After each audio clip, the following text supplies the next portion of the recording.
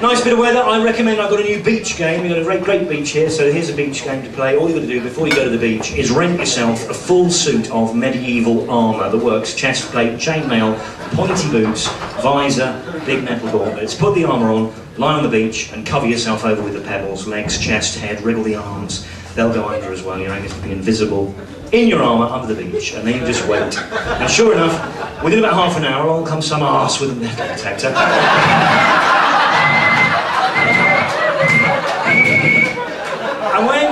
And when he digs you up, just flip open the visor and say, "Did we win?" It's a shame, because we used to have a lot of laughs, me and my little brother. He was 2 years my junior. We used to have these adventures, madam. The best adventure we ever had was a dare between the two of us to see who'd be the first to dare to visit our uncle in prison. Ooh. Obviously, first stage, get our uncle sent to prison. Still there, a rather bitter man, it has to be said.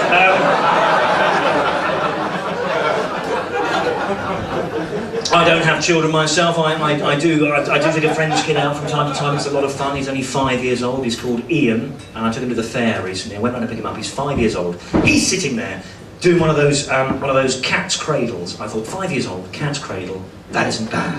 But on closer inspection, it turned out he just sneezed on his thing. I know. I just wish he told me before I chuck it off him. But So me and little Ian, anyway, the point of the anecdote, me and little Ian, we're at the hoop blast stall at the fair. I know what you're thinking, don't waste money on the hoop blast stall, you can't get a prize. I think there's one way only to get a prize on the hoop blast stall at the fair. Give them the money, get the 3 plastic hoops, assume the position, right, the classic throwing stance, then all of a sudden, just run like buggery, because if you think about it, 3 plastic hoops is easily the best prize. Isn't it fair, isn't it? You know.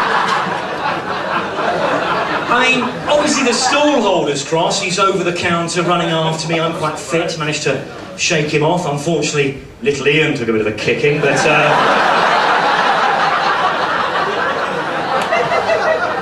I mean, on the positive side, I very much doubt he'll forget his inhaler next time. So, I don't know whether it's the credit crunch or what, but I'm trying to sell a flat at the moment. There are no takers, people aren't even coming in to look at it. I'll tell you what, I'm doing everything correctly. I've painted the floors black, the walls black, the windows black, the ceilings black. I answered the door to any prospective buyer covered from head to foot in tin foil, because the estate agent said it was very important to create the illusion of space. Nothing! I tell you, the other night, I was so alone, right? This is terrible. I was so alone. I found myself with nothing but an old copy of the Daily Star I'd found on the bus for company. I'm not proud of this. I was so lonely. Don't judge me. All the back pages are all these telephone sex number things, and I can't believe I phoned one of them up, right? And a picture of a lovely girl, telephone number, and underneath it just said, "Phone Debbie, barely legal," right? So I called. It turns out she's on her mobile, in the car, without her hands-free. So take nothing else away from tonight. Never discuss your sexual fantasies with each other. It's a mistake I made with my ex. She went first. She said, "Don't think me weird, but I've got this one where I imagine we pretend we're complete strangers like we've never ever met." And I said, "What? Can I pick you up in some sleazy bar?" And she said, "No, just the first bit. We imagine we're strangers like we've never ever met."